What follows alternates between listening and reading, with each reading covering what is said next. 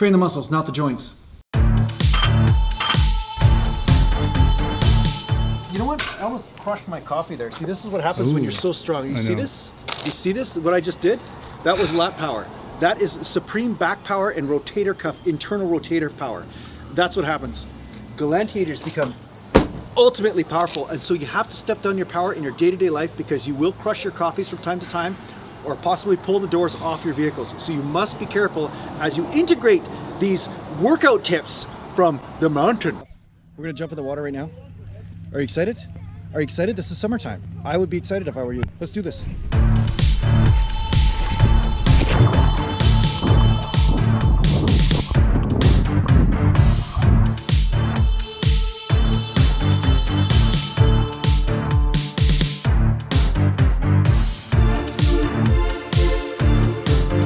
Welcome back to Natural Gallant Bodybuilding, and today I'm going to talk to you a little bit about powerlifting deadlifts, deadlifts from the floor. I've answered this question lots of times, but I figured I'd make a video about it specifically. And somebody just asked me about whether they should do powerlifting from the floor or whether they have to do it in order to gain muscle mass. And the answer to that is absolutely no. You don't have to powerlift in order to gain muscle, especially from the range of motion point of view.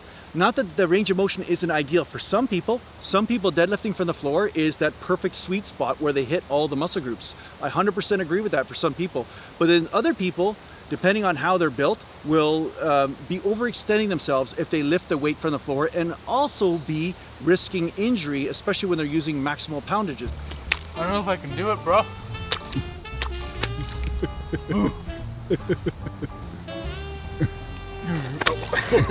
And I learned this the hard way when I was lifting wrong, first and foremost, when I was 18 years old, as well as lifting from the floor. And I found finding my range of motion, such as the angle around a joint, is first and foremost, instead of paying attention to where the bar is.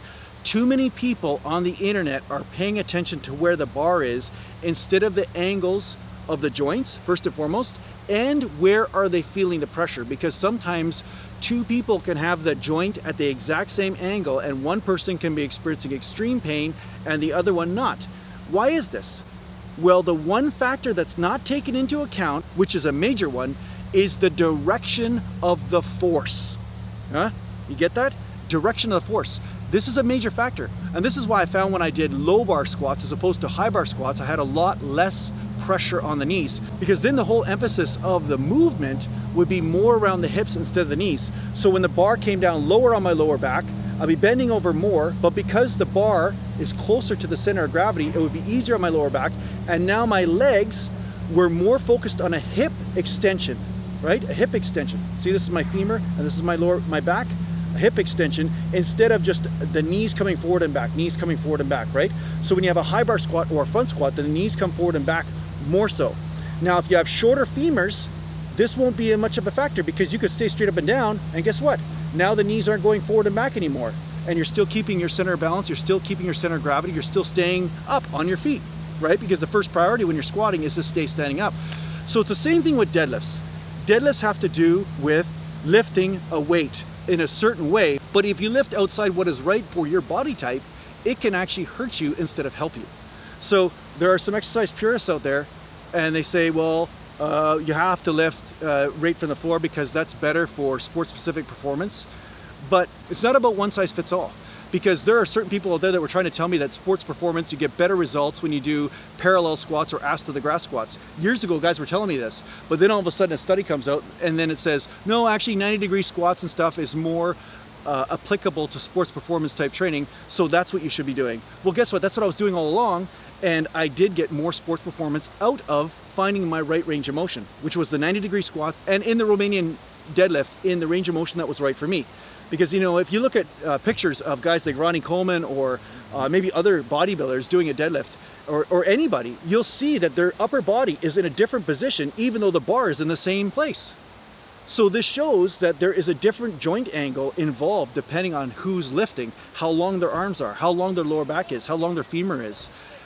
And the ratios is not just about height, it's about the ratios between these joints that create this orchestra or this symphony of disharmony or harmony in certain ranges of motion. So it's about finding that range of motion. So I find rack deadlifts would be better, Romanian deadlifts would be better for putting on muscle mass, and in some circumstances, if the powerlifting deadlift is working within the range that works well for your body, that you can keep the back arched properly and that you don't feel like you're in a car accident the next day and it's just your lower back that's getting hit, but you notice that your upper back muscles get sore, your lats get sore in a good way, and you're not getting lower back pain from it, then I would say in that case the powerlifting deadlift would be perfect for you. It's not something that you have to do. There's no have-tos in bodybuilding. There's more about what is the most efficient way to use your recuperation ability and what's the most efficient way to move, so that way you keep the stress of the muscles, and even though you're stressing the joints, you're not stressing them exponentially more than your muscle groups, you see?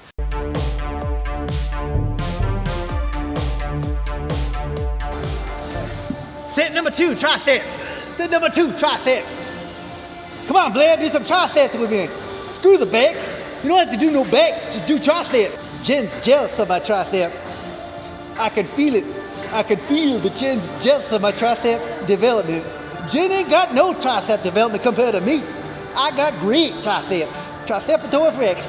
That's right, tricepitoid rex. That's what they're gonna call me. Tricepitoid.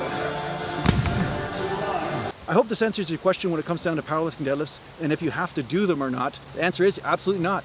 It's about finding the right range, and you could do a type of deadlift, such as a Romanian, such as a rack deadlift. You can do different types of deadlifts and still get massive gains, and in a lot of cases get more gains if you're working within the efficient range of motion that allows your body to keep its joint integrity, to avoid injuries, and at the same time keep that pressure on the muscles themselves, right? This is bodybuilding, not powerlifting. So powerlifting, you're forced to do a movement a certain way.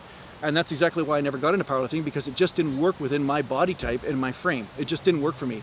I found it just didn't feel right for me. That doesn't mean powerlifting is a bad sport. It just means it just wasn't right for the way I move, right? So I hope this helps you out in your training. Thanks a lot for tuning in. If you need to get hold of me, just go to naturalgallantbodybuilding.com, and thanks a lot to the Patreon supporters, and take care for now.